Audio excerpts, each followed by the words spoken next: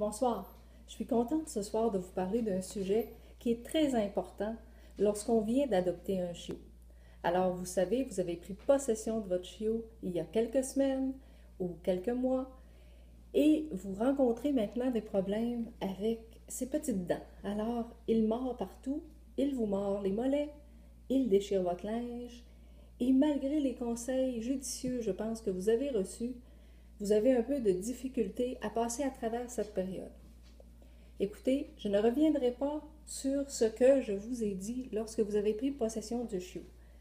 En fait, il est important que le chiot développe très rapidement dans les premiers mois le réflexe d'inhibition à la morsure de la peau humaine. On en avait parlé ensemble, donc évidemment, le chiot mordille, on fait un petit cri de rappel comme son frère chiot aurait fait, et à ce moment-là, instinctivement, normalement, le chiot devrait retirer ses dents parce que quand l'autre chiot crie, en général, toujours, le chiot va arrêter. Et à ce moment-là, on redirige son attention vers un jouet. Normalement, faire cet exercice de façon très structurée amène le chien à développer le réflexe d'inhibition. Et dès qu'il met ses dents sur votre peau et que vous voyez qu'il hésite, et plutôt il sort sa langue, on le félicite. Parce que qu'est-ce qu'on s'attend? C'est qu'il n'y a plus de dents qui va fermer sur la peau, mais il peut lécher la peau. Et là, ça, c'est un comportement positif qu'on doit féliciter. Alors, mais il arrive une autre période. Il arrive la période de la formation des dents permanentes. Vous savez, comme chez le bébé humain, alors le bébé humain, vous avez tous eu des expériences avec des bébés humains. Alors, il devient les petites pommettes rouges, il bave beaucoup plus, il mordille ses poings, il mange ses jouets, fait un peu de fièvre, pleure beaucoup.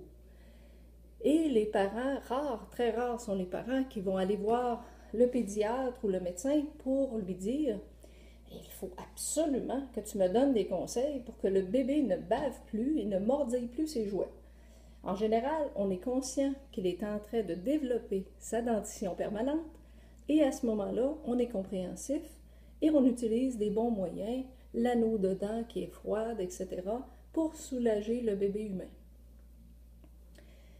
C'est le même processus chez le bébé chien. Alors, à 4 semaines, le bébé chien commence à développer sa dentition primaire, sa dentition de lait, sa dentition lactéale. Appelons-les comme on veut, c'est sa première dentition. Ensuite, vers 4 mois, commence à perdre une dent, 2 dents, et ce qui vient ensuite, c'est la deuxième dentition, la dentition adulte ou la dentition permanente. La croissance de la dentition permanente amène évidemment de la douleur chez le chiot et une sensation de malaise, comme chez le bébé humain. Mais le chiot ne pleure pas. Il ne bave pas non plus de façon exagérée durant cette période. Alors, comment il nous le dit que ses dents commencent à le travailler très sérieusement? Alors, c'est quand il devient surexcité et quand il a les gens nous disent, des crises de vouloir absolument mordre, il doit mordiller quelque chose. Alors, on sait que les dents sont en train de pousser, on sait que ça lui crée un malaise certain. Alors, la question qui est à se poser, c'est comment je peux l'aider? Pas comment je peux l'arrêter, mais comment je peux l'aider à traverser cette période qui va durer de l'âge de 4 mois jusqu'à l'âge de 7 mois. Alors, c'est sûr que c'est 3 mois, c'est pas toute la vie, mais ça peut être 3 mois qui vous paraîtront un peu longs. Alors, il y a des trucs fort simples pour traverser cette période de façon plus paisible et plus zen. Alors, il existe sur le marché des jouets, vous en avez certainement à la maison, des jouets de cette marque, Kong. Alors, Kong fait des jouets qui sont vides à l'intérieur. Alors, c'est pas pour rien qu'ils sont vides à l'intérieur. Il y a la gamme classique qui est rouge. Il y a la gamme que je dirais indestructible qui est noire et qui se présente en plusieurs formats. Alors, vous pouvez avoir l'os, vous pouvez avoir l'espèce de boule en 3 dimensions, vous pouvez avoir simplement la balle qui est vide. Vous pouvez avoir aussi d'autres formes de balles qui sont creuses. Celle-ci, on met un biscuit Kong dedans qui rentre très serré. Je ne conseille pas de mettre autre chose à l'intérieur car elle serait très difficile à nettoyer. Dans les autres formats, ce que je vous conseille, c'est de trouver des petites cannes de nourriture pour chiots. Alors, pas n'importe quel type de nourriture pour chiots. Vous utilisez une bonne nourriture pour chiots. Alors, vous allez dans des gammes comme From. Si vous allez dans la nourriture From, vous allez dans le Gold ou le 4 Star. Vous pouvez utiliser Wellness Puppy, Core, Pure Balance, Nature. Alors, vous demandez à votre animalerie, parce que j'imagine que vous allez dans une animalerie de qualité, vous leur demandez une nourriture molle pour chiots 5 étoiles. Vous évitez à tout prix les gammes Purina, Pedigree, Hills, César et tout le bas de gamme. Parce que le chiot, en fait, même s'il n'en mange pas beaucoup, vous risquez d'avoir des problèmes digestifs avec ce genre de nourriture et des problèmes de croissance. Alors, qu'est-ce que vous faites? Vous prenez la nourriture de qualité et vous en mettez à l'intérieur. Vous mettez ça dans un plat de plastique. Vous essayez d'en avoir quelques-uns. L'idéal serait d'en avoir 3 ou 4. Et vous mettez le tout au congélateur jusqu'au lendemain.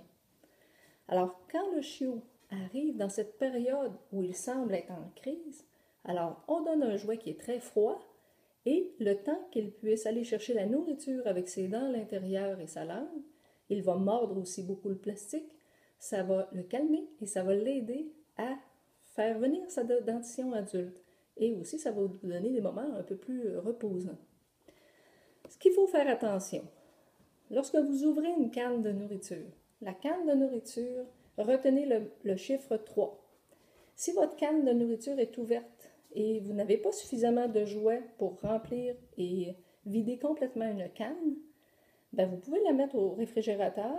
Il se vend des petits couverts de plastique pour les cannes de nourriture, mais retenez le chiffre 3.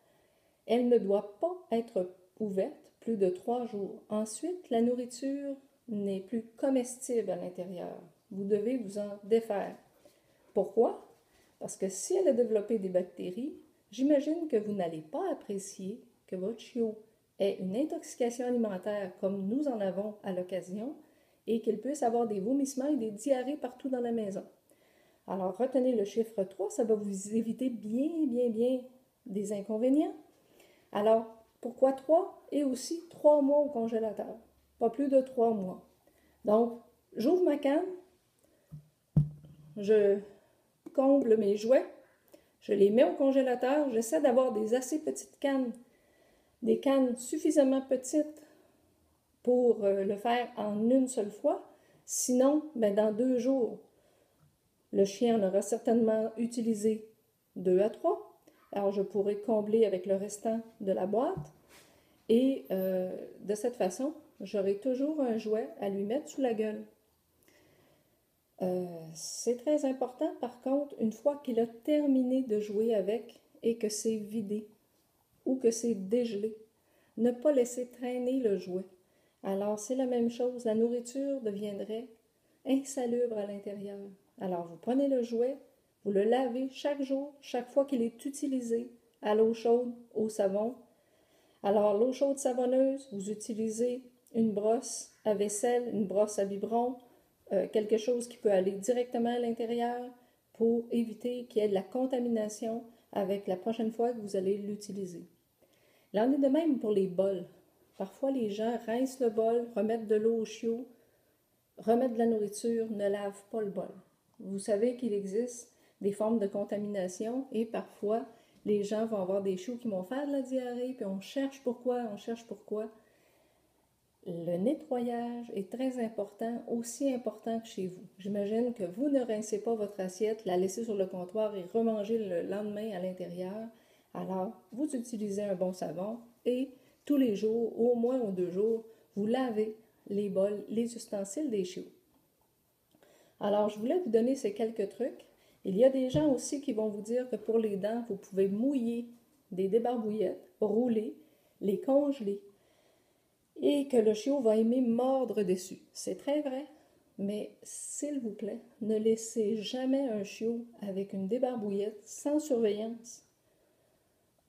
C'est très rapide que le chiot va la défaire, la débarbouillette. Il peut évidemment s'étouffer et il peut avaler des morceaux. Et là, vous allez être dans les grandes douleurs pour le chiot et les grands frais pour vous. L'autre truc que les gens peuvent vous donner aussi, c'est un bon glaçon, toujours sur surveillance. Le chiot peut jouer avec le morceau de glace, essayer de gruger à l'intérieur. Le problème qui existe avec ça, c'est que vous devez quand même avoir un endroit assez restreint. Vous devez avoir un endroit où vous pouvez le surveiller, parce que sinon, évidemment, vos planchers vont être complètement mouillés et le chiot va se faire un plaisir d'amener l'eau partout. Alors, sur ces quelques conseils, j'espère que je vous aurai apporté quelque chose et que vous pourrez passer les prochains mois un peu plus tranquilles. Et comme je le dis toujours, je vous conseille aussi de ne pas, pour les prochains mois, de ne pas porter votre linge chic, vos bas de nylon et tout ce auquel vous tenez fortement en présence du chiot qui est dans la période de surexcitation. Quand vous revenez du travail, enfilez vos jeans auxquels vous tenez plus ou moins. Portez des bonnes chaussures à la maison et évitez évidemment de laisser traîner des objets de valeur. Alors sur ce, bonne soirée.